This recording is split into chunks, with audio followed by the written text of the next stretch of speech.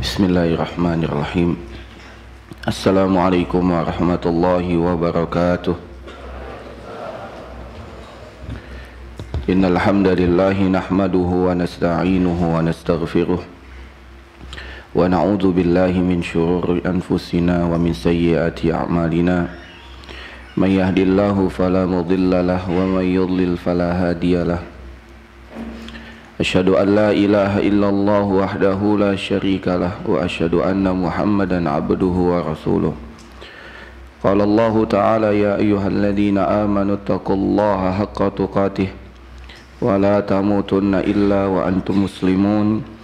Ya ayyuhan nasu taqu rabbakum alladzi khalaqakum min nafsin wahidah wa khalaqa minha zawjaha wa batha minhuma rijalan katsiran wa nisaa'a.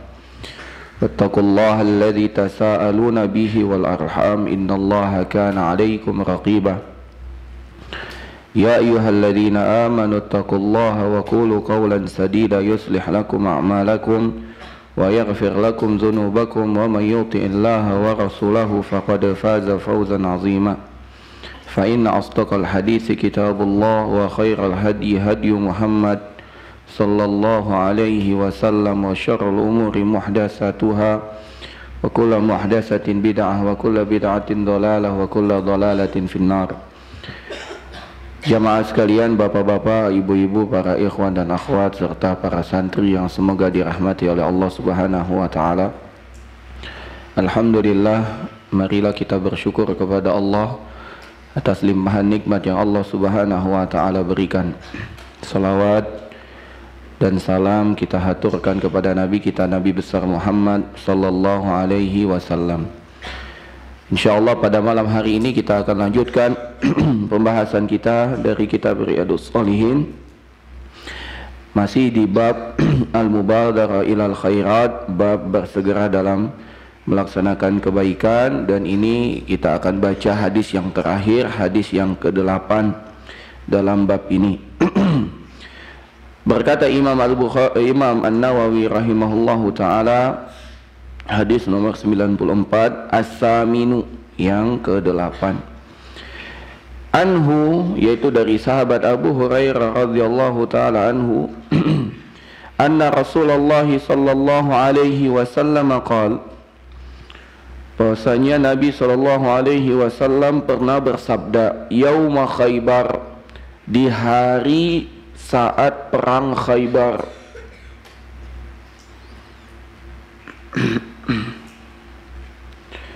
Nabi sallallahu alaihi wasallam berkata di tengah-tengah pasukan saat pasukan siap untuk berperang di perang Khaybar.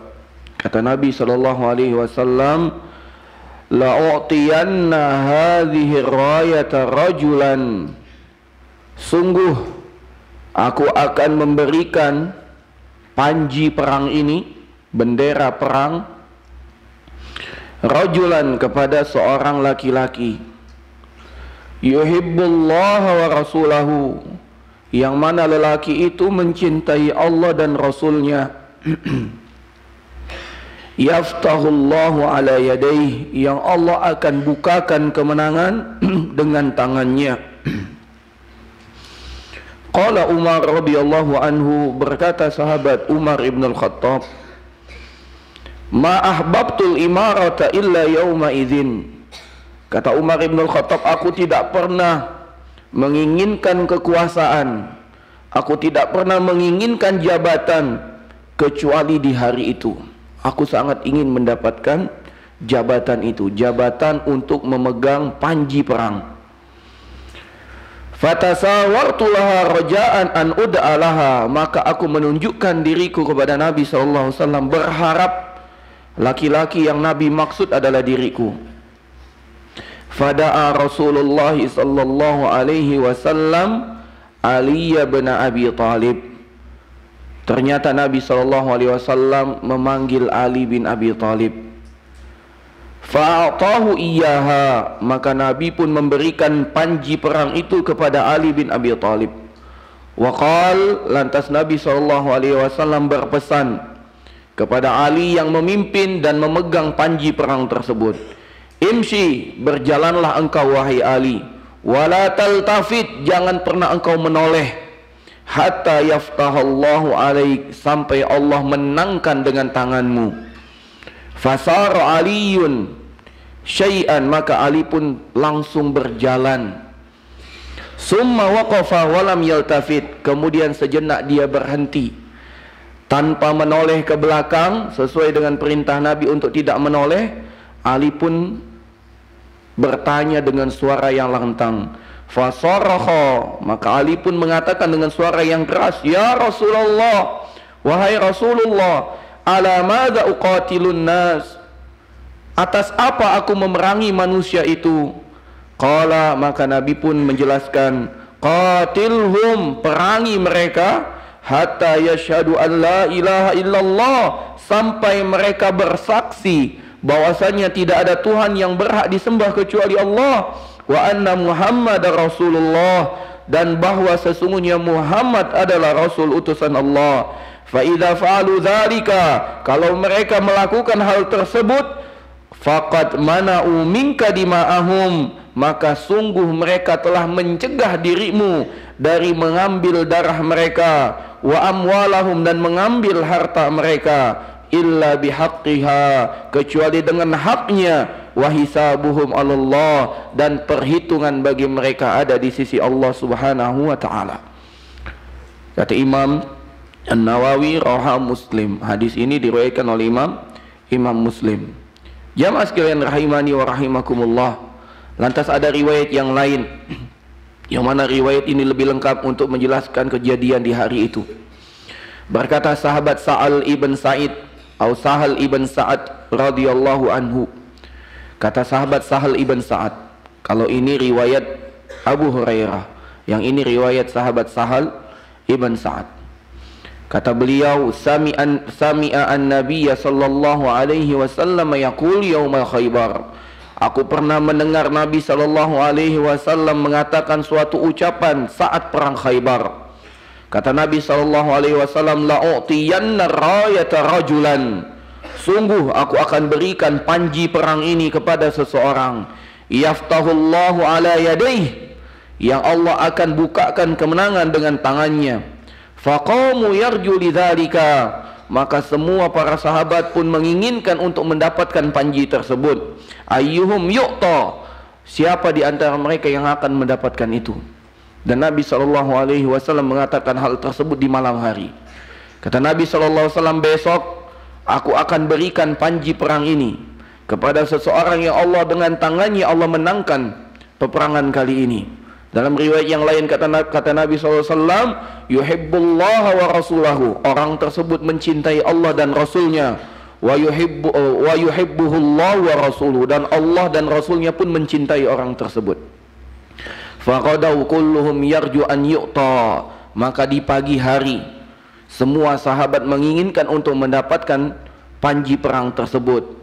Maka Nabi pun melihat kepada para sahabat, mencari-cari seorang yang ingin diberikan oleh Nabi. Lantas Nabi pun mengatakan, aina Ali, di mana Ali bin Abi Thalib? Faqila yashtaki fi ainaihi, maka pagi hari itu Ali bin Abi Thalib tidak ada di barisan kaum muslimin karena dia sedang sakit mata. Maka kata Nabi SAW, fa'amara fayud fadu'iya lahu, maka kata Nabi SAW, coba panggil Ali bin Abi Thalib. Maka datanglah Ali bin Abi Thalib dan sedang sakit mata. Summa basaqa fi ainaihi, kemudian Nabi SAW mendoakan untuk Ali bin Abi Thalib dan meludah di matanya.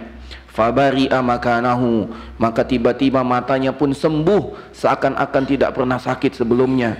Hatta ka'annahu lam yakun bihi syai'. Faqala nuqatilhum hatta yakunu mithlana, wahai Ali, kita perangi mereka sampai mereka sama seperti kita. Faqala Ali, faqala ala rizqik, faqala ala rizlik, maka Nabi SAW pun mengatakan, tenang wahai Ali, hatta tanzila bisahatihim summad'uhum ilal Islam, maka datangi dulu mereka, ajak dulu mereka untuk memeluk Islam. Wa akhbirhum bima yuhibbu alaihim fawallahi, kemudian Nabi SAW mengatakan, jangan langsung engkau perangi Sampaikan dulu dakwah kepada mereka. Sampaikan janji-janji kebaikan yang akan mereka terima apabila mereka masuk ke dalam Islam. Sampaikan ancaman-ancaman apabila dia tidak mau masuk ke dalam Islam. Kemudian Nabi SAW mengatakan, la ayyahdiyallahu bika rajulan wahidan khairul laka min an yakuna laka khumrun na'am. Wahai Ali bin Abi Thalib, demi Allah, sungguh apabila dengan sebabmu Allah memberikan satu hidayah kepada seseorang, itu jauh lebih baik daripada engkau memiliki unta merah. Jamaah sekalian rahimani wa rahimakumullah. Inilah hadis yang ke-8 yang disampaikan oleh Imam An-Nawawi dalam kitab Al-Mubadara ilal Khairat, bab bersegera dalam kebaikan. Ada beberapa faedah hadis yang dapat kita ambil. Yang pertama, pemegang panji dalam peperangan hendaklah memiliki sifat, yaitu orang yang mencintai Allah dan Rasulnya, sehingga apabila yang memegang panji tersebut adalah orang yang bertakwa kepada Allah, maka diharapkan kemenangan itu dekat, karena kemenangan akan Allah berikan kepada hamba-hambanya yang bertakwa. Makanya Nabi SAW mengatakan, sungguh aku akan berikan bendera ini, panji perang ini, kepada orang yang mencintai Allah dan Rasulnya, dan Allah dan Rasulnya pun mencintainya, dan Allah akan jadikan kemenangan di atas tangannya. Dan yang kedua, faedah hadis ini, as-sahabatu kanu yakrahuna al-imarah. Dahulu para sahabat sangat benci untuk mendapatkan jabatan. Para sahabat tidak mau untuk mendapatkan jabatan, kecuali apabila jabatan itu adalah jabatan yang dicintai oleh Allah Subhanahu wa taala, seperti yang dikabarkan oleh Nabi dalam hadis ini. Orang tersebut mencintai Allah dan Rasulnya, dan Allah dan Rasulnya pun mencintai orang tersebut, dan Allah akan menangkan agama ini dengan tangannya. Barulah mereka ingin mendapatkan jabatan tersebut. Yang ketiga, jawazu at-tatallu wal istishrab li amrin ta'akkada khairuhu. Bolehnya kita menyodorkan diri kepada perkara yang memang kebaikannya nyata. Boleh kita menawarkan diri, ya, mempromosikan diri kita pada perkara yang kebaikannya nyata, yaitu kebaikan agamanya. Yang keempat, taujihul imam liqaidil jaish fi kayfiyati tasarruf fi sahatil ma'rakah. Bagaimana seorang pemimpin itu harus memberikan arahan yang detail sebelum pasukan berangkat ke medan pertempuran. Jadi jangan sampai pasukan sudah berangkat namun mereka tidak mau apa batasan-batasan saat berperang. Nabi mengatakan, perangi mereka, namun sebelum engkau perangi, jelaskan dulu tentang kebaikan-kebaikan Islam. Jelaskan dulu pahala-pahala yang akan mereka dapatkan, sebagaimana yang Nabi SAW tuliskan kepada pemimpin-pemimpin besar di dunia ini. Bagaimana Nabi menuliskan surat kepada Heraklius, bagaimana Nabi SAW menuliskan surat kepada Kisra, bagaimana Nabi mengirimkan surat kepada pembesar-pembesar yang lain. Kata Nabi SAW, aslim taslam, masuk Islam engkau selamat, bukan hanya di dunia dan di akhirat. Yu'tikallahu ajraka marratain, Allah akan melipat gandakan pahala untukmu 2 kali lipat. Jadi diberikan dulu apa keuntungan kalau masuk Islam, ya. Jadi jangan langsung ditebas kepalanya, Pak. Enggak. Dan ini kebaikan Islam. Sebelum kita berperang, diberikan dulu dakwah kepada mereka. Kalau mereka tetap menolak, baru diutus panglima dari masing-masing pasukan. Orang Islam mengirim 1 orang, 2 orang yang memang pandai sekali berperang, mereka pun mengirim yang paling pandai, sehingga mereka berperang, sehingga mereka adu duel. Ya, siapa yang akan menang sampai mati. Kalau seandainya mereka kalah, orang-orang kafir itu kalah, orang Islam mengatakan, pemimpin kalian, pasukan kalian yang paling hebat pun sudah kalah, menyerahlah, masuklah ke dalam Islam. Tapi kalau mereka tetap tidak mau, baru berperang. Saat berperang pun tidak semuanya harus dihabisi, tetap diberikan kesempatan. Siapa tahu di tengah peperangan dia berbalik arah sehingga masuk Islam. Ketika mereka masuk Islam, tidak boleh lagi kita lukai mereka. Haram bagi kita darahnya, haram bagi kita hartanya, haram bagi kita kehormatannya. Tidak boleh kita coreng, tidak boleh kita ambil. Makanya Nabi SAW sangat marah kepada seorang sahabat yang tetap membunuh seseorang yang telah mengatakan asyhadu alla ilaha illallah wa asyhadu anna muhammadar rasulullah. Tetap dibunuh oleh dia. Ditanya oleh Nabi, kenapa engkau bunuh? Ya Rasulullah, sungguhnya dia mengucapkan itu karena takut dengan pedangku. Kata Nabi SAW, apakah engkau telah membelah dadanya sehingga engkau tahu apa yang dia katakan itu bohong? Maka Nabi SAW pun mengulangi sampai sahabat itu mengatakan, aku berharap saat itu aku belum masuk Islam. Ya, sehingga Allah mengampuni dosaku setelah itu. Nah, jadi penting sekali kita mengirimkan pengarahan kepada pasukan. Ya, tidak boleh kita membunuh wanita, tidak boleh kita membunuh anak-anak, tidak boleh kita membunuh orang tua, tidak boleh kita membunuh pembesar agama yang tidak ikut medan perang. Tidak boleh. Tidak boleh kita menghancurkan pohon-pohon yang tidak digunakan dalam berperang. Tidak boleh. Kalau kita butuh pohon itu silakan ambil, namun tidak semua pohon harus dihancurkan. Ini kebaikan-kebaikan Islam. Karena tujuan berperang, berjihad di dalam Islam bukan untuk menghabisi nyawa, bukan, tapi untuk menyeru manusia masuk ke dalam agama Islam. Yang berikutnya dari faedah hadis ini, iltizamus ashabir rasul biwasayahu, berpegang teguhnya sahabat Nabi itu dengan wasiat Nabi. Lihat Ali bin Abi Thalib, kata Nabi, imshi wala taltafit, jalan jangan noleh. Apa yang dilakukan Ali bin Abi Thalib? Bersegera berjalan dan tidak menoleh.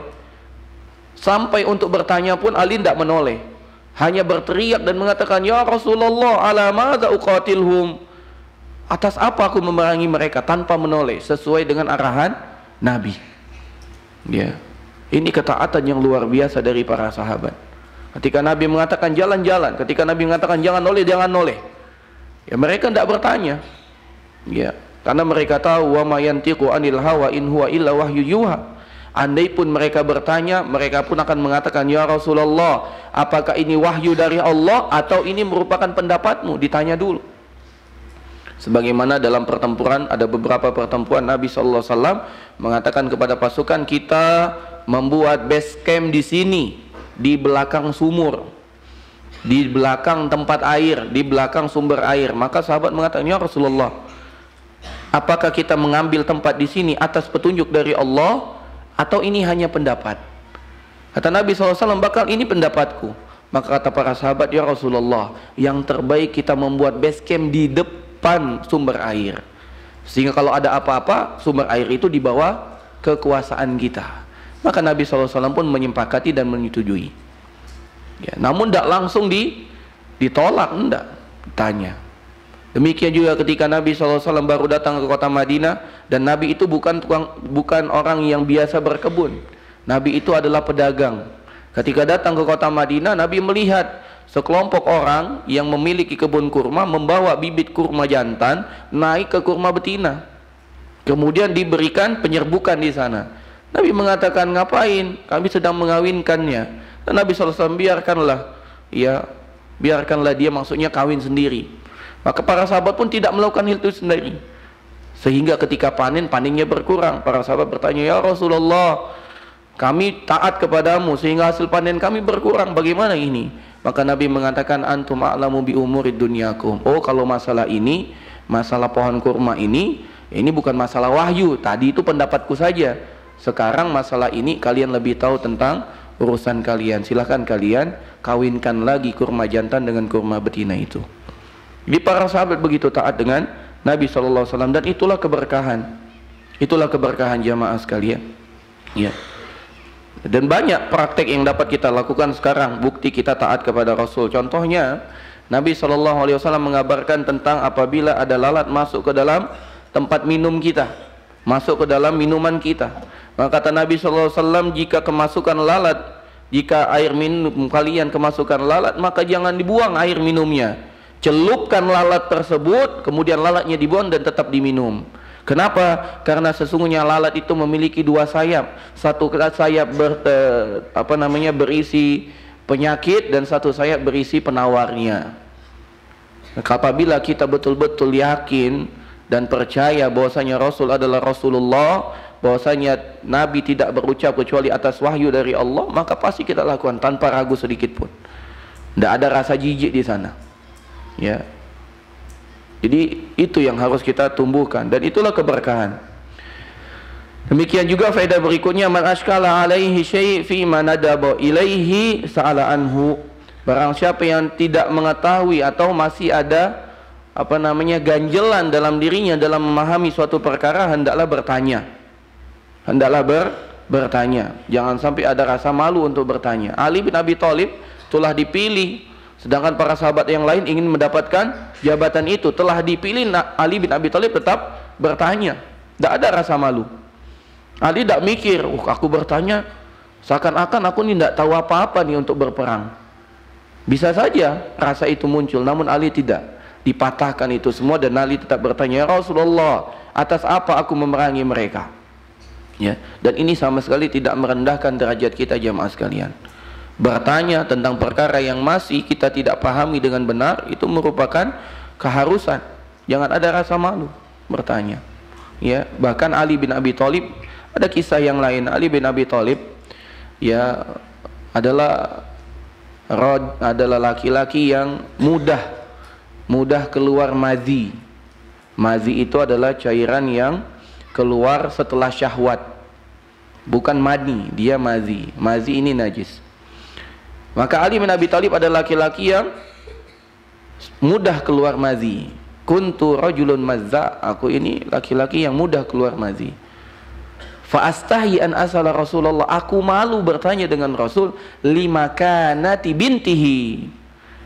Kenapa? Karena istriku adalah putri beliau, aku malu.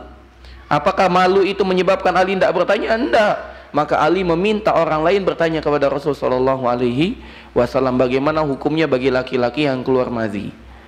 Ya, ini tidak ada menutupi kita rasa malu. Kalau kita malu bertanya langsung, lewat pelantara. Kalau kita tidak berani angkat tangan langsung bertanya, lewat tulisan. Banyak cara. Jangan sampai rasa malu itu menutupi kita untuk bertanya. Kata para ulama, tidak akan bisa ilmu itu didapat oleh dua. Pertama, orang yang pemalu, sangat-sangat malu. Yang kedua adalah orang yang sombong. Ilmu tidak akan dapat untuk dua orang ini. Orang malu, dikit-dikit malu, dikit-dikit malu, malulah lah tua, masa belajar. Tidak akan bisa. Ya. Kalau dia mudah, malulah. Yang hadir bapak-bapak semua, saya sendiri mudah malu. Ya kapan belajarnya? Mudah salah, tua salah. Demikian juga orang sombong, orang yang angkuh. Yang itu yang disampaikan sudah paham semua. Kan saya sudah hatam itu Riyadhus Shalihin 3 kali gitu ya. Gimana cara ngataminya 3 kali? Baca sampul, baca belakang gitu, tamat. Enggak lah. Ya, tetap walaupun kita sudah menghatamkannya, kita terus belajar. Karena ada faedah-faedah yang baru yang mungkin kita belum paham sebelumnya, muncul faedah itu. Ya. Kemudian selanjutnya, mahabbatullah wa rasulihi innama takunu bil imani bihima. Kecintaan seseorang kepada Allah dan Rasulnya dibuktikan dengan apa? Dengan keimanan dengan mereka, dengan Allah dan Rasulnya, dengan keduanya.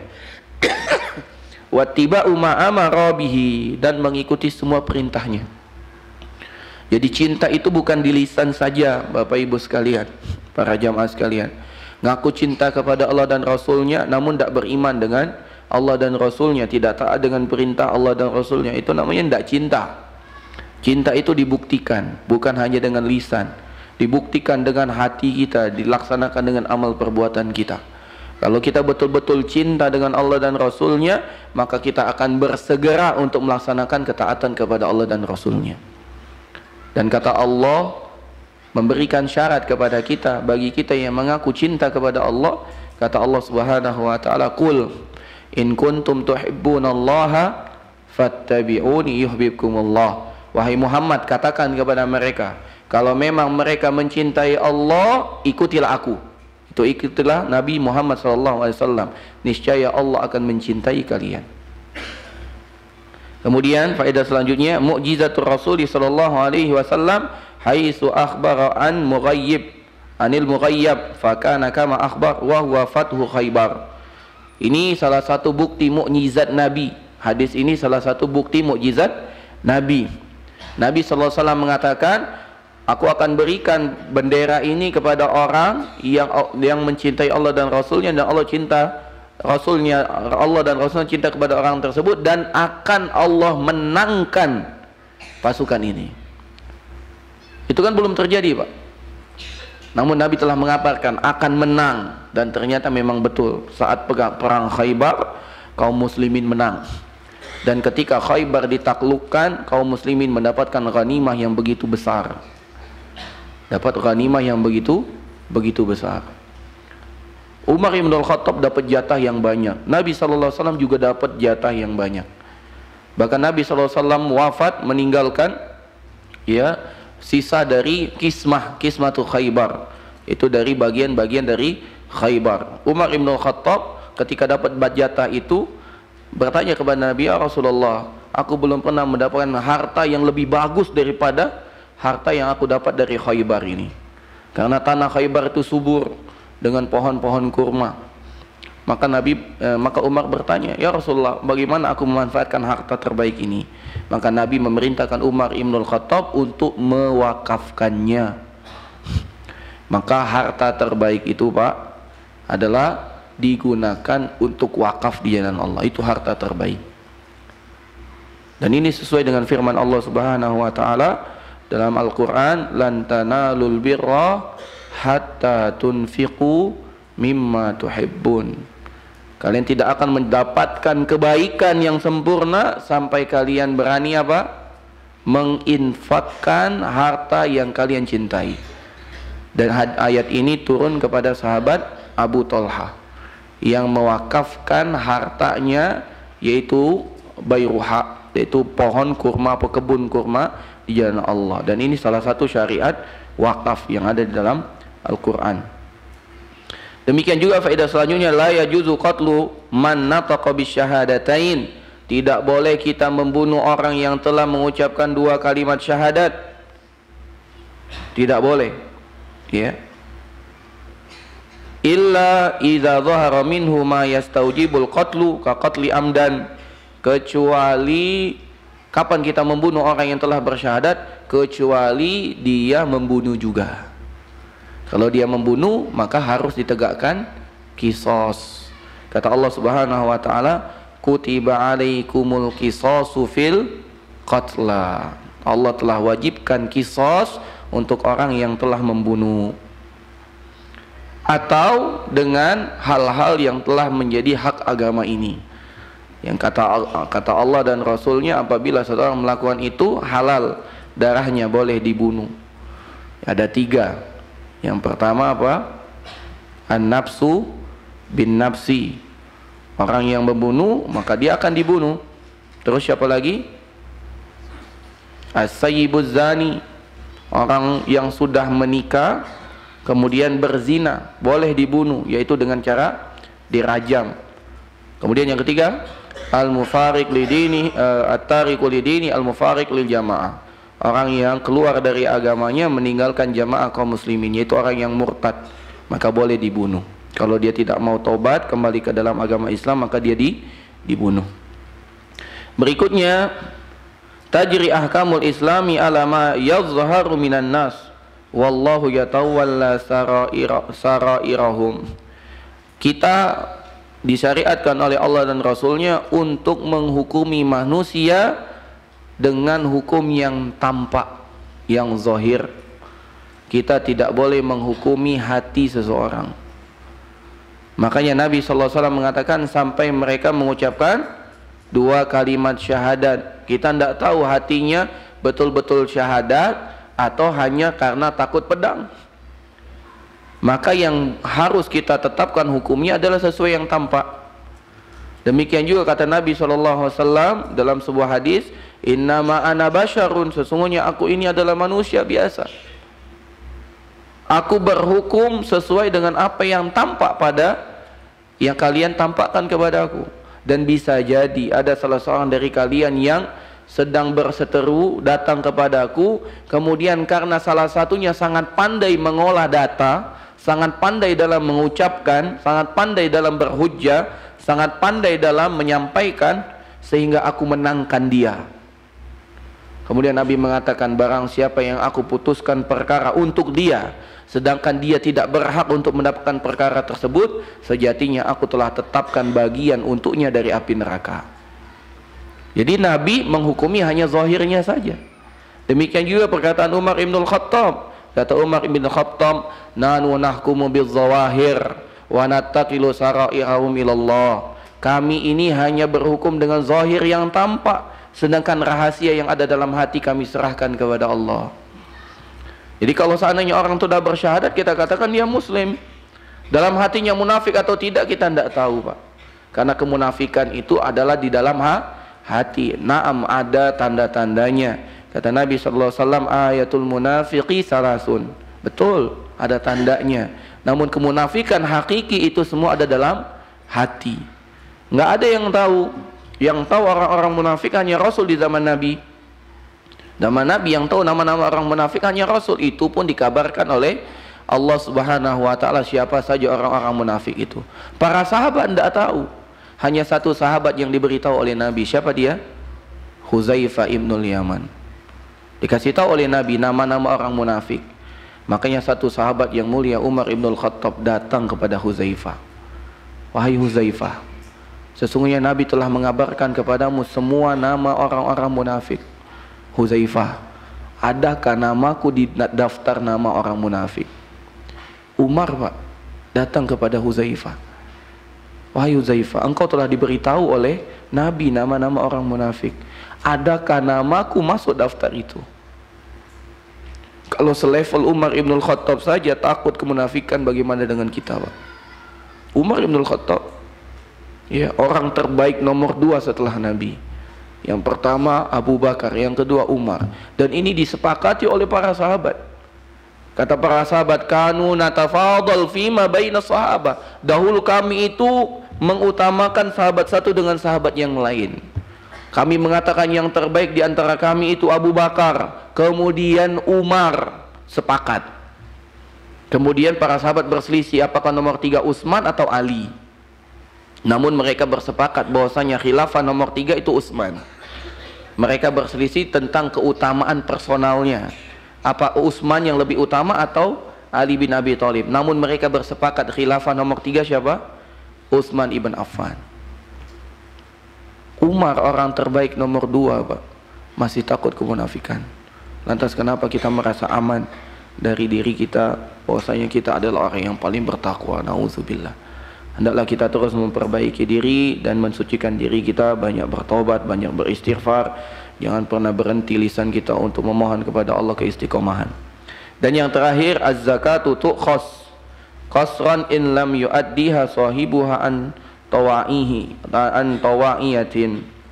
Ya, zakat diambil yakni apa namanya, in lam yu'addi sahibuha an tawa'iha. Kalau dia tidak apa namanya, tidak menyerahkannya dengan suka rela. Nah, taib jamaah sekalian rahimani wa rahimakumullah. Itulah hadis yang terakhir yang dapat kita baca dari bab al-mubadar ilal khairat. Kita lanjutkan pada bab selanjutnya, babun fil mujahadah.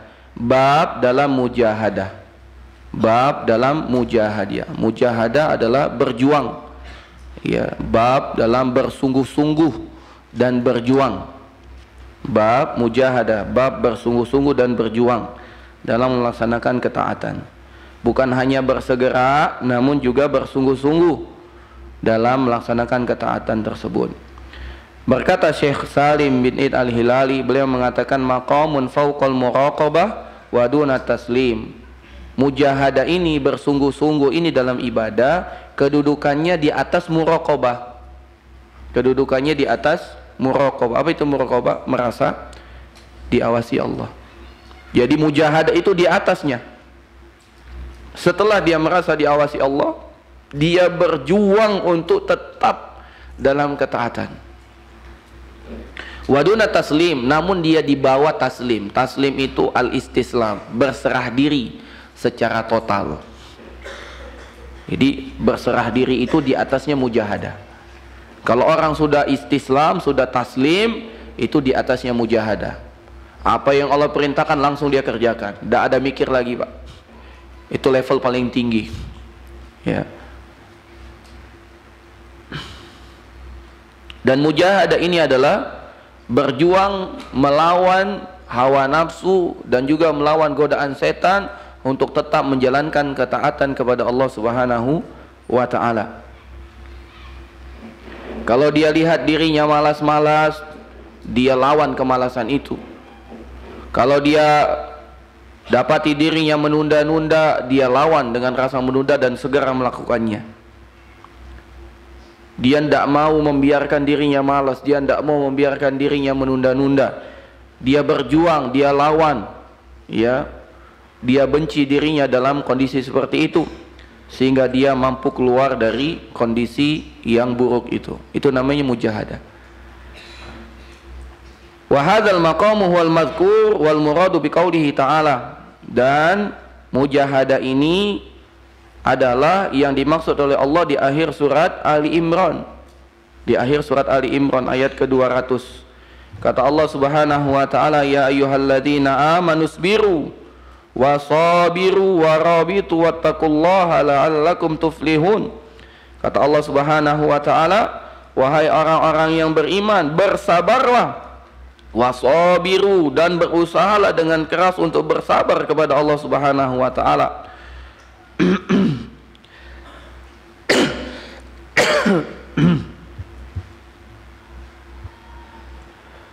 Wahai orang-orang yang beriman, bersabarlah dan teruslah berusaha untuk bersabar.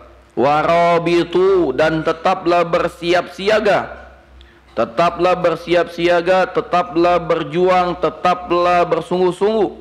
Wattaqullah, dan bertakwalah kepada Allah, la'allakum tuflihun, agar kalian beruntung. Jadi mujahadah, kata Syekh Salim di sini, adalah makna rabitu, ya bersiap-siap melawan, ya berjuang untuk melawan hawa nafsu kita atau hal-hal yang melenceng dari ketaatan.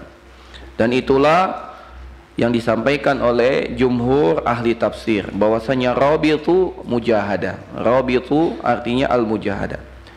Kemudian Imam An-Nawawi setelah memberikan judul bab fil mujahadah, bab dalam bersungguh-sungguh, ya berjuang, beliau membawakan firman Allah di dalam surat Al-Ankabut. Kata Allah Subhanahu wa taala, walladzina jahadu fina lanahdiyannahum subulana wa innallaha lama'al muhsinin. Kata Allah Subhanahu wa taala, dan orang-orang yang berjuang, orang-orang yang berjuang, jahadu, berjuang, bersungguh-sungguh melawan dirinya, walladzina jahadu fina, dan orang-orang yang berjuang di jalan kami, lanahdiyannahum subulana, maka kami pasti memberikan hidayah kepada mereka jalan kami. Kapan jalan hidayah itu Allah berikan? Saat kita berjuang. Mungkin perjuangan kita tidak dapat menyampaikan kita ke tujuan, tapi perjuangan kita menjadikan Allah menjadikan kita mendapat petunjuk. Dan perjuangan sesuai dengan kemampuan masing-masing. Bisa jadi ada satu orang perjuangan maksimalnya itu cuman 70%, itu maksimalnya. Tapi ada orang yang maksimalnya 100%. Namun Allah Subhanahu wa taala menjadikan petunjuk itu diraih ketika orang mengoptimalkan yang mereka punya. Kemudian kata Allah Subhanahu wa taala, wa innallaha lama'al muhsinin, dan sesungguhnya Allah betul-betul bersama orang yang berbuat baik. Insyaallah kita lanjutkan setelah mendengar azan. Wassallallahu ala nabiyina Muhammadin wa ala alihi wa sahbihi ajmain.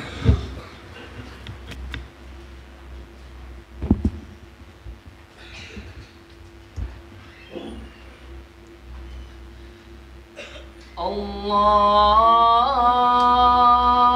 Akbar, Allahu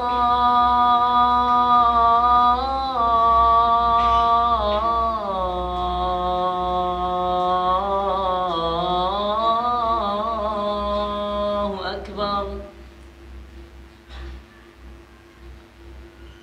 Allahu Akbar, Allahu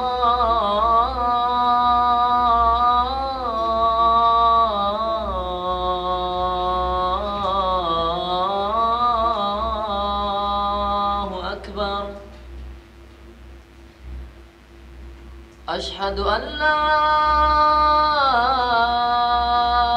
إله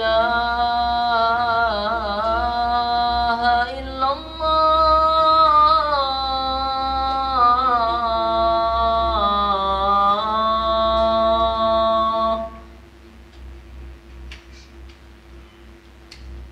أشهد أن لا إله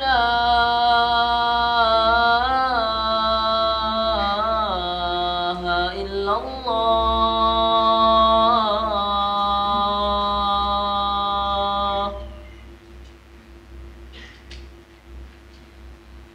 أشهد أن محمدا رسول الله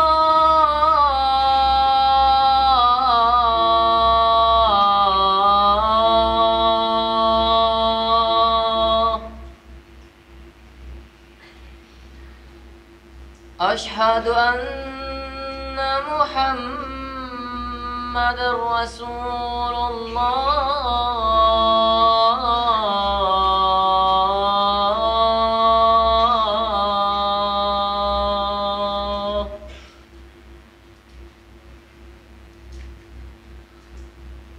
حي على الصلاة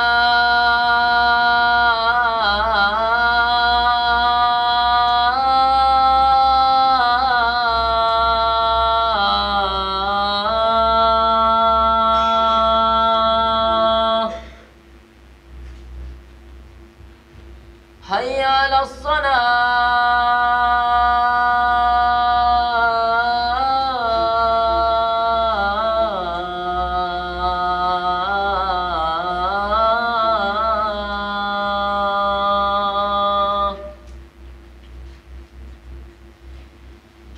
حي على الفلاح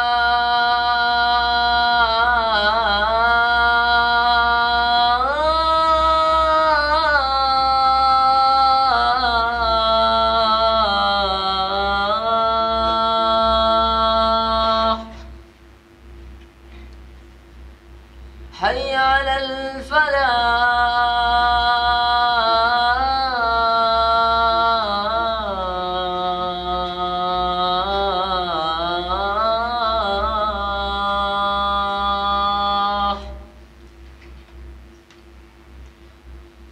الله أكبر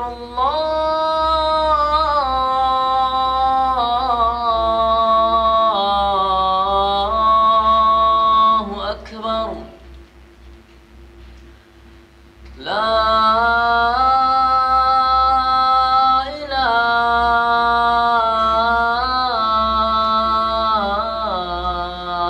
إلا الله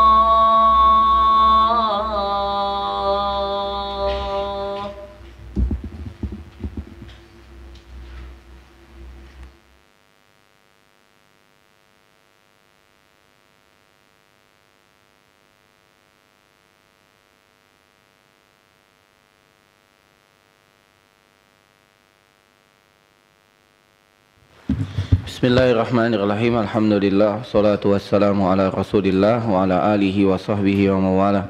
Kita lanjutkan kata Allah Subhanahu wa taala, walladzina jahadu fina lanahdiyannahum subulana wa innallaha lama'al muhsinin, dan orang-orang yang berjuang di jalan kami maka pasti kami akan berikan petunjuk untuk mereka menuju jalan kami. Fa innallaha lama'al muhsinin, dan sesungguhnya Allah pasti bersama orang-orang muhsin. Tahukah kita siapa itu muhsin? Muhsin itu adalah orang yang berusaha beribadah seakan-akan dia melihat Allah. Kalau dia tidak mampu, maka dia meyakini bahwasanya Allah melihat dia. Itu orang yang ihsan. Itu orang yang muhsin. Mereka selalu berbuat baik sebaik-baik yang mereka mampu. Kenapa? Karena mereka merasa Allah melihat mereka. Mereka yakin Allah ada di hadapan mereka. Maka mereka tidak beribadah hanya ibadah, namun mereka beribadah ibadah terbaik. Kalau mereka solat, maka mereka solatnya solat terbaik. Sebagaimana yang Rasul sampaikan, sallu salata muwaddi'in. Solat sebagaimana solat yang terakhir. Seakan-akan itu solat yang terakhir. Ketika mereka berpuasa, datang bulan Ramadan, maka mereka jadikan Ramadan ini seakan-akan Ramadan terakhirnya. Maka dia jadikan Ramadan ini adalah babak final. Mereka akan habis-habisan kerahkan yang mereka punya. Kenapa? Ini Ramadan terakhir, tidak ada lagi Ramadan setelah ini. Itu orang-orang yang muhsin. Ada kesempatan untuk melakukan kebaikan, dia kerahkan semua kemampuannya. Inilah kesempatan terakhir, belum tentu datang dua kali. Karena sejatinya hidup kita itu cuma 3, Pak. Hidup kita itu cuma 3 hari. Masa lalu yang tidak akan pernah kita bisa kembali. Sekarang masa ini yang sedang kita alami, inilah kesempatan kita. Masa depan belum tentu kita dapati. Maka orang yang cerdas adalah orang yang memanfaatkan detik hidupnya sekarang untuk mendapatkan bekal terbanyak dan terbaik menuju negeri akhirat. Maka berkata Syekh Salim di sini, yukhbirullahu subhanahu wa ta'ala 'anil mu'minin. Allah mengabarkan tentang orang-orang beriman, alladzina amilu bima alimu, yang mengamalkan apa yang mereka ketahui. Wa hamalu anfusahum ala ta'atillah, dan mereka membawa jiwa-jiwa mereka menuju ketaatan di jalan Allah. Fa'amilu bi ta'atihi, maka mereka pun menjadikan jiwa-jiwa mereka melaksanakan ketaatan.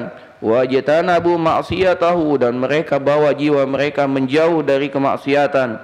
Bi annahu subhanahu, dan karena sebab itu Allah menjadikan sayubassiruhum turuqal huda, Allah menjadikan mereka mengetahui jalan petunjuk. Hatta tastaqima nufusuhum, sampai-sampai hati-hati mereka, jiwa-jiwa mereka mampu istiqamah. Tuballighu maqama ridha, sehingga jiwa mereka sampai pada kedudukan ridha. Wa taslim, dan menyerahkan diri kepada Allah. Faya'budunallaha ka'annahum yarawnahu, maka mereka beribadah kepada Allah seakan-akan mereka melihat Allah. Fa in lam yarahu, kalau mereka tidak mampu melihat Allah, fa innahu yarahu, mereka yakin Allah melihat mereka. Fayuhsinuna ila anfusihim wa ila amatil khalqi, maka mereka pun berbuat baik dengan jiwa mereka dan juga dengan makhluk yang lain. Wa dzalika fa huwa ma'ahum yahdihim wa yubassiruhum wa yahfazuhum wa yar'ahum, maka Allah memberi mereka petunjuk, menampakkan jalan yang terang ke jalan petunjuk, dan mereka juga dijaga oleh Allah Subhanahu wa taala dan dipelihara oleh Allah Subhanahu wa taala. Jadi kalau kita ingin dijaga, dipelihara, diberikan petunjuk oleh Allah, berjuang, Pak. Harus berjuang. Ya, sebagaimana yang sering kita ulang, surga itu mahal. Kita tidak bisa beli surga dengan amal kita. Namun ketika kita berjuang, Allah jadikan kita diridhoi olehnya, dan dengan ridho Allah, Allah masukkan kita ke dalam surga. Perjuangan. Kerahkan yang maksimal yang kita bisa. Ya. Lagi-lagi kemampuan kita berbeda-beda. Namun yang jadi permasalahan adalah tidak semua mampu mengoptimalkan kemampuannya. Mungkin ini dapat kita bahas pada pertemuan malam hari ini. Lebih dan kurang kami mohon maaf, pada Allah kami mohon ampun. Wassallallahu ala nabiyyina Muhammadin wa ala alihi wa sahbihi ajmain.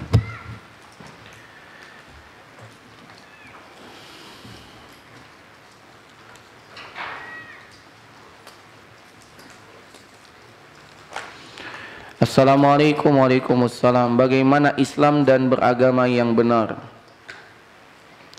Islam adalah agama yang benar, dan Allah Subhanahu wa taala telah menurunkan Al-Qur'an, telah mengutus Rasul untuk menjelaskan tentang Islam. Maka bagaimana kita mengenal Islam dan cara beragama yang benar adalah dengan kembali belajar dari sumbernya yang murni, yaitu dari Al-Quran, dari hadis Nabi, sesuai dengan pemahaman dan petunjuk yang dilaksanakan oleh para sahabat, tabi'in, tabi'ut tabi'in, karena mereka adalah generasi terbaik umat ini.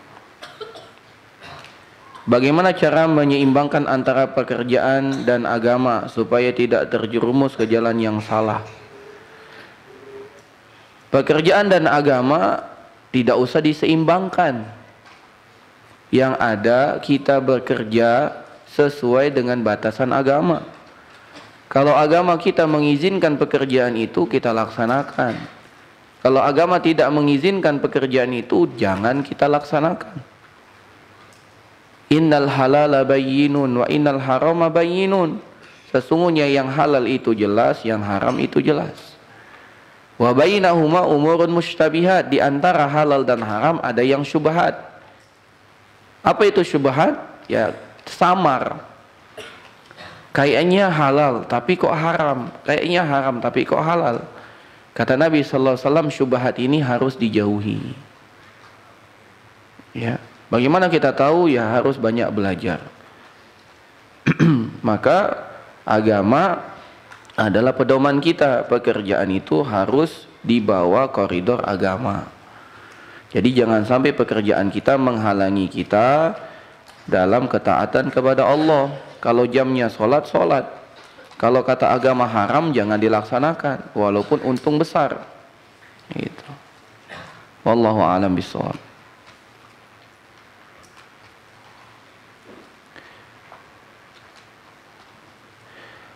Ustadz, bagaimana cara menghilangkan penghalang doa agar doa kita dikabulkan? Dalam sebuah hadis dijelaskan oleh Nabi SAW, ada seseorang dalam perjalanan mengangkat tangannya memohon kepada Allah, namun makanannya haram, minumannya haram, pakaiannya haram. Dia tumbuh dibesarkan dari barang-barang haram, maka Allah tidak akan menerima doanya. Maka bagaimana agar doa kita diijabah oleh Allah? Yang pertama adalah pastikan asupan kita, pakaian kita, dan semua yang kita gunakan itu halal, baik zatnya ataupun cara mendapatkannya. Yang kedua, hendaklah dalam berdoa kita memenuhi adab-adab dalam berdoa. Yang ketiga adalah yakin doa kita pasti dikabulkan oleh Allah, cepat atau lambat.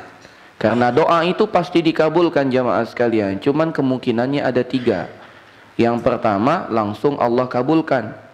Apa yang kita minta Allah jadikan. Yang kedua, Allah Subhanahu wa taala kabulkan dalam bentuk kita dipalingkan dari keburukan sebesar doa yang kita panjatkan.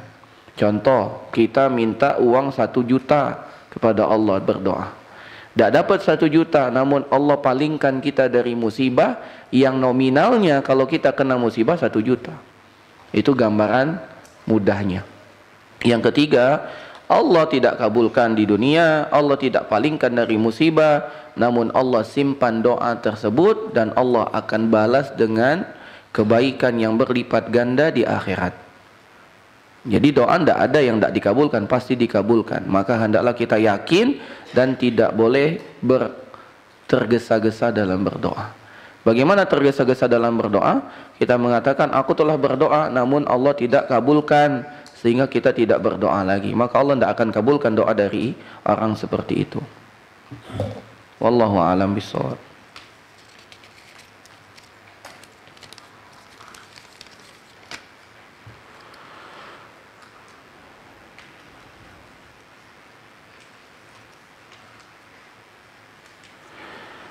Ustadz, mohon doa untuk kami yang sedang berikhtiar memperbaiki kesalahan, melunasi hutang dalam jumlah besar dan ingin berangkat umrah di bulan Ramadan. Jazakumullah khairan.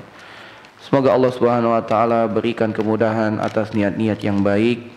Terus berjuang sebagaimana yang tadi kita baca, walladzina jahadu fina lanahdiyannahum subulana. Orang yang berjuang di jalan kami pasti akan kami berikan petunjuk. Jadi perbaiki niat kita, betul-betul ingin bayar hutang dan banyak berdoa, Pak. Ada doanya. Sudah tahu belum doa agar dilunasi oleh Allah hutang kita? Hah? Ada yang hafal doanya? Ada doanya.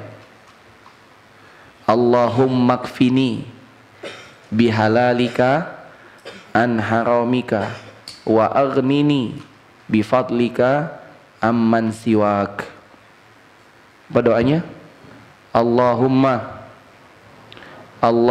kfini bihalalika an haramika wa aghnini wa arnini bifadlika amman siwak. Ya Allah, cukupkan aku dari yang halal darimu, dari yang haram. Cukupkan aku dengan yang halal dari yang haram, dan cukupkan dan kayakan aku dari keutamaanmu dari selainmu. Ya, itu doa. Apalagi kalau kita baca di akhir waktu Jumat, dari asar tuh doa lah Pak, sampai tenggelam matahari, insya Allah Pak. Ya, mujarab Pak. Ya, mujarab. Tidak percaya Tesla. Ya. Bukan Tesla mobil, Tesla itu cobalah gitu ya. Gitu. Anak punya dosen cerita dia gitu. Ya, dia kredit mobil. Gitu. Kredit mobil, dia terasa kalau orang punya hutang tuh walaupun kreditnya syar'i Pak, namanya punya hutang gelisah Pak. Jadi beliau cerita, jadi gimana? Anak tiap hari Jumat itu sudah duduk saja anak katanya. Habis sholat asar sudah tidak berhenti doa, Allahumma kfini bihalalika anharamika warnini fadlika mansiwa. Berulang-ulang dia doa. Ya, harusnya hutangnya 5 tahun, setahun selesai. Gitu. Gimana caranya? Ya cara Allah. Gimana caranya? Gitu. Kadang-kadang tidak tahu kita gimana caranya.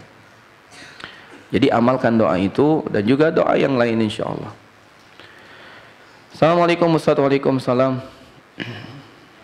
Bagaimana cara mengatasi bosan hidup? Masya Allah.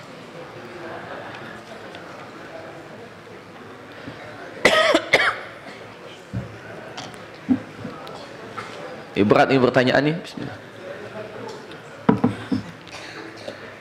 Memang betul Bapak Ibu sekalian, kalau kita pikir-pikir hidup di dunia ini betul-betul membosankan.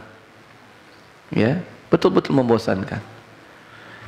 Deritanya bikin sakit, bahagianya pun menyisakan derita. Deritanya bikin sakit, bahagianya pun menyisakan derita. Tidak ada di dunia ini yang betul-betul membahagiakan. Mau bukti? Katanya kalau punya anak itu bahagia, ya.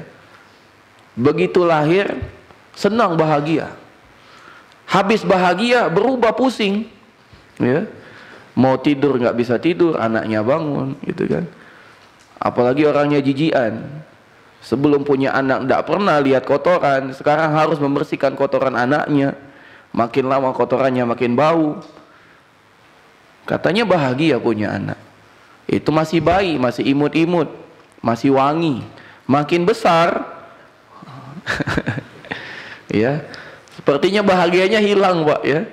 Makin besar ya, disuruh tidak nurut, ya, disuruh berbakti malah membangkang, dikasih nasihat malah tidak nurut, gitu kan. Katanya bahagia katanya. Itu dunia Pak. Begitu juga punya istri. Yang belum punya istri pengen punya istri. Sudah nikah senang bahagia, habis nikah pusing juga. Ternyata istrinya tidak sesuai dengan yang dia bayangkan.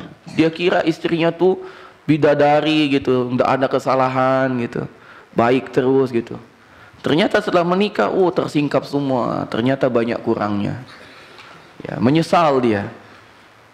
Kita kira kita saja yang menyesal, istri juga lebih menyesal lagi. Kok begini ya?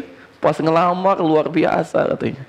Ternyata pas datang melamar mobil sewaan, tak kira mobil pribadi katanya. Ya. Jadi bagaimana mengatasi bosan hidup jamaah sekalian? Dengan mengingat akhirat. Kita tidak akan sampai akhirat kecuali kita menjalani hidup di dunia ini. Maka perbaguslah hidup kita di dunia. Makanya Nabi itu sering sekali mengucapkan, Innal aisha aisyal akhirah. Nabi itu sering ngomong begitu. Innal aisha aisyal akhirah. Sesungguhnya hidup akhirat. Innal aisha aisyal akhirah. Ikuti, innal aisha aisyal akhirah. Sesungguhnya kehidupan akhirat. Biar kita tidak bosan. Sekarang waktu kita bersungguh-sungguh untuk mempersiapkan kehidupan yang nyaman. Kita ini dalam perjalanan akan sampai ke tujuan. Maka dalam perjalanan harus terus mempersiapkan bekal-bekal terbaik, sehingga nanti di akhirat kita panen. Jangan sampai sekarang kita bosan-bosan, di akhirat baru nyesal. Ingat, penyesalan selalu datang di akhir. Di awal itu namanya pendaftaran. Ya, begitu cara kita tidak bosan. Yang kedua, cara kita tidak bosan adalah dengan apa? Dengan belajar ilmu agama. Tapi belajarnya bukan untuk mengoleksi sebagai wawasan. Itu bikin bosan juga, Pak. Bagaimana cara kita tidak bosan? Ilmu yang kita dapatkan langsung diamalkan, tidak bosan. Apalagi tiap hari dapat ilmu baru, wah itu tidak bosan, Pak. Kita coba terus hal baru. Gitu. Bid'ah, hal baru. Maksudnya hal yang belum kita ketahui. Bukan hal baru dalam agama, bukan. Hal yang baru kita ketahui. Itu udah lama disampaikan oleh Nabi, cuman bagi kita baru. Wallahu a'lam bishawab. Jika kita dikasih uang dan kita pakai untuk beli makanan dan yang ngasih makan tersebut tidak ridho, apakah pengasih bisa tidak meridhoi orang? Kalau sudah dikasih, itu jadi hak dia, ya. Kecuali dari awal ada syaratnya, anak kasih antum uang tapi beli kitab Riyadhus Shalihin gitu. Itu boleh dia tarik kembali, kan boleh dia tarik uang itu kembali karena tidak memenuhi syaratnya. Tapi kalau dia kasih uang saja bebas tanpa syarat, ya dia bebas. Bahkan uangnya dikasih ke orang lain boleh enggak? Boleh gitu. Ini enggak boleh kita setelah kita kasih kemudian kita enggak ridho saya, kecuali dari awal kita kasih syarat, anak kasih uang ini buat antum beli kitab Riyadhus Shalihin. Itu ketika itu dia jajankan yang lain, maka dia boleh mengambil uang itu kembali karena tidak sesuai syaratnya. Wallahu a'lam bishawab. Banyak sekali ini soalnya, yang pendek-pendek dulu aja. Bagaimana bersabar semaksimal mungkin dan cara untuk merubah diri menjadi lebih baik? Kata Nabi SAW, man yatasabbar yusabbiruhullah. Barang siapa yang memaksa dirinya untuk bersabar, Allah jadikan dia sabar. Jadi untuk jadi sabar harus dipaksa. Bagaimana cara memaksa diri untuk bersabar? Belajar tentang ilmu sabar, keutamaan sabar, cara kita apabila emosi, bagaimana memedam emosi kita, bagaimana kalimat yang diucapkan kalau kita terkena musibah. Belajar itu. Nanti Allah jadikan kita orang yang bersabar. Bagaimana cara menjadi lebih baik? Yang pertama berdoa, yang kedua belajar, yang ketiga mengamalkan ilmu yang didapat. Ya kan? Itu cara kita memperbaiki diri kita. Wallahu a'lam bishawab. Afan Ustadz, apa hukum mengumumkan mayat? Apa hukum mengumumkan mayat yang hilang di masjid?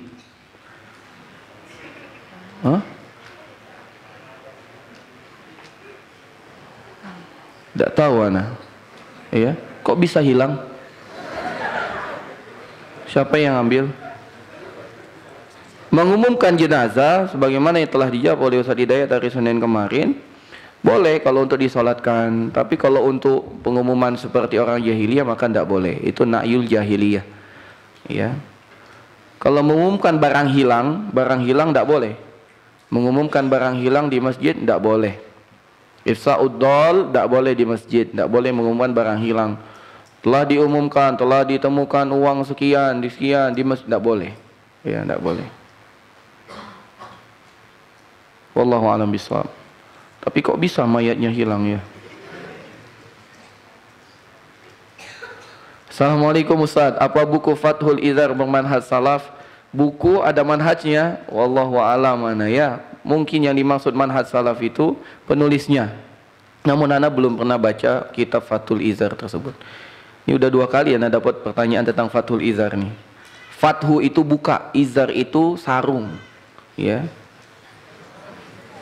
Siapa lah yang nanya ini nih? Ustadz, bagaimana jika komandan muslimin yang kalah duel? Mohon penjelasannya Ustadz. Alhamdulillah, kisah-kisah yang kita dapatkan dari peperangan kaum muslimin tidak pernah kalah. Ya. Maka penting untuk kaum muslimin sebelum menentukan siapa yang maju itu memilih memang yang terbaik. Salah satu pilihan Nabi itu jatuh kepada Ali bin Abi Thalib. Selalu menang. Selalu menang. Namun andai pun kalah, ya peperangan tetap jalan. Peperangan tetap jalan. Sebagaimana orang-orang kafir ketika kalah tetap saja melawan, maka kaum muslimin juga tetap maju untuk berperang. Dan ingat, in tansurullaha yansurkum. Kalau niat kita berjihad di jalan Allah itu untuk menolong agama Allah, pasti Allah tolong. Pasti Allah tolong. Wallahu a'lam bishawab. Assalamualaikum Ustaz, apa hukum hasad karena melihat nilai temannya lebih besar? Hukum hasad haram. Hukum hasad haram dan dia termasuk penyakit hati. Namun kalau yang dimaksud iri dalam artian nilainya besar, ana juga dong mau ingin nilainya besar seperti dia, maka itu bukan hasad, namanya ghibthah. Dan ghibthah boleh dalam dua hal. Yang pertama dalam ilmu, yang kedua dalam sedekah, dalam harta. Kita boleh ghibthah, ini orang pintar sekali ilmunya ya, nilainya semuanya 100, pengen juga lah nilainya 100 seperti dia, boleh, tanpa kita menghilangkan nikmat yang dia telah miliki, itu boleh. Tapi kalau ingin seperti dia dengan syarat dianya jadi seperti kita, itu tidak boleh, itu hasad namanya. Anak pengen seperti dia, kita tukeran nasib, anak nilai 100, antum nilai 50, ini tidak boleh, itu namanya hasad. Yang ada antum tanafus, berlomba-lomba. Kalau dia 100, anak 101 gitu kan, ada tidak 101? Itu boleh ya. Demikian juga yang kedua dengan harta, yaitu dalam sedekah. Uangnya banyak sekali, bisa sedekah gitu ya, beli paket keramik 100, 200 gitu ya, anak juga lah mau 1000 gitu paket keramik gitu, itu boleh, itu boleh. Yang tidak boleh itu dia 100 paket keramik, dia donasi 100 paket keramik, yang 100 diambil oleh dia sehingga orang itu tidak punya harta lagi, itu tidak boleh, itu hasad ya, tidak boleh. Itu berlomba-lomba yang boleh. Wallahu a'lam bishawab. Apa hukum jika orang berhutang dengan kita, ketika telah sampai waktunya dia membayar, dia beralasan dengan alasan yang banyak agar terhindar dari nagih hutang? Gimana kita menghadapi orang tersebut? Masalah hutang ya, inilah masalah yang cukup pelik.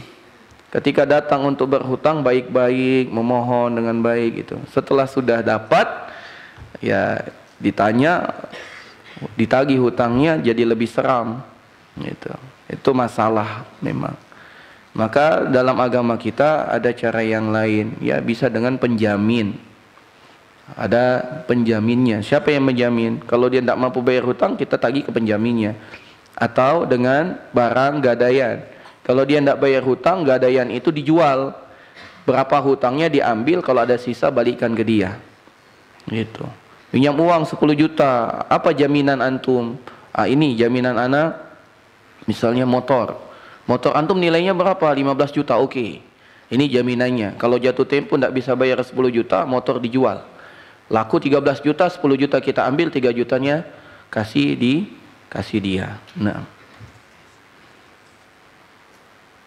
Nah, tapi kalau seandainya dia memang ditagih, memang tidak ada, ditagihnya memang tidak ada, dia baik-baik, bahkan sebelum jatuh tempo dia sudah datang, sepertinya besok ana tidak bisa bayar hutang, ana minta tambahan waktu, maka tolong berikan tambahan waktu. Dan bagi orang yang memberikan keluasaan tambahan waktu bagi orang yang berhutang, maka dia akan mendapatkan pahala sedekah sesuai dengan nominal yang dia hutangi setiap harinya.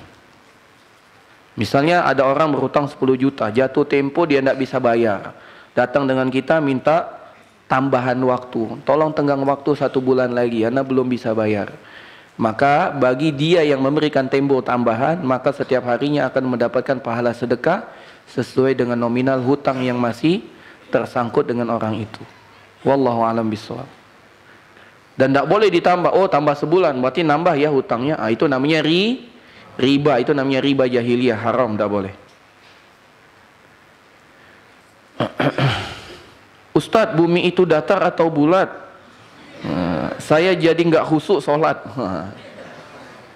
Kalau datar, kenapa? Kalau bulat, kenapa? Ya. Wallahu alam bisawab. Namun yang ana baca dari beberapa tulisan, ana belum pernah nyari langsung tentang masalah bumi datar, bumi bulat ya. Namun yang ana condong ya bumi bulat. Ana condong bumi bulat. Wallahu alam bisawab. Ustaz, bagaimana kalau nilai kita hasad nilai teman? Ternyata dia nilai besar karena nyontek gitu. Kalau kita senang bagaimana Ustaz? Senang nyontek, ya sama aja berarti dong ya. Kalau dia nyontek nilai besar, kita kasih tahu itu curang. Man ghasyana falaisa minna. Ya, siapa yang curang bukan bagian dari kami. Enggak boleh curang. Ya, enggak boleh curang. Haram. Dan nilainya itu nilai yang dusta jadinya. Kalau dia dapat ijazah, ijazahnya dusta, palsu jadinya. Hati-hati. Untuk apa nilai? Untuk apa nilai? Yang penting itu ilmu yang ada dalam diri antum, bukan nilai yang ada di lembaran kertas. Bagaimana tips merojaah Al-Quran? Bagaimana cara hafalan Quran jadi kuat? Sebagaimana yang pernah Anda sampaikan, salah satunya adalah dengan memberikan waktu khusus untuk merojaah. Saklek di waktu itu. Misalnya kita merojaah sebelum subuh, ya tetap di waktu itu. Jangan pernah kita berubah dari waktu itu. Kedua, caranya adalah dengan menggunakan bacaan kita dalam sholat. Tapi Ustaz, Anda di sini kan jadi makmum, gitu. Ya berarti antum sholat sunnah. Gitu. Insya Allah bacaan hafalan jadi kuat. Bagaimana cara tak takut hantu? Misal saya ingin sholat malam, tapi saya merasa nanti di balik pintu ada hantu. Gitu. Bagaimana? Ya. Ngapain takut hantu? Sereman antum kok. Gitu. Ya. Jadi yang ada, kalau antum buka pintu, hantunya yang kaget. Astagfirullah, lari dia. Niatkan saja begitu. Ya, niatkan saja begitu. Jangan takut hantu. Makin antum takut, hantunya makin nakut-nakutin antum. Ya, nggak ada hantu, namanya jin ya.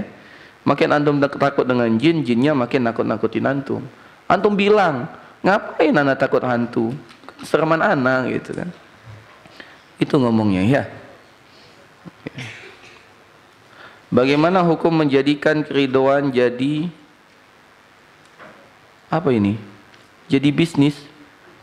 Misal A zalim kepada B, kemudian A minta maaf kepada B. B bilang, kalau kamu mau keridhaan aku, kamu harus kasih uang kepada aku 2 juta. Letak bisnis ya. Ya. Ya jangan seperti itu ya. Dunia ini berputar ikhwah ya, santri sekalian. Mungkin hari ini antum yang terzolimi. Siapa yang menjamin antum besok tak terzolimi? Yang menjamin antum besok tak menzolimi? Sekarang antum minta keridhaan 2 juta. Giliran antum yang zolim, antum minta keridhaan orang diminta 2 miliar gimana? Ya, jangan jadikan yang seperti itu. Maafkan, pahala lebih besar menanti antum daripada nominal uang.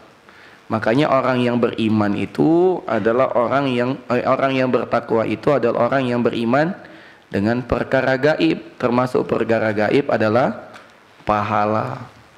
Pahala gaib enggak? Gaib. Maka kalau antum memang beriman, menjadi orang yang bertakwa, berimanlah dengan perkara gaib. Salah satunya adalah tentang ganjaran pahala. Kalau antum maafkan saja. Ya, jangan minta syarat begitu. Mau ana maafi, ya tolong traktir ana seminggu. Ini jangan, ya.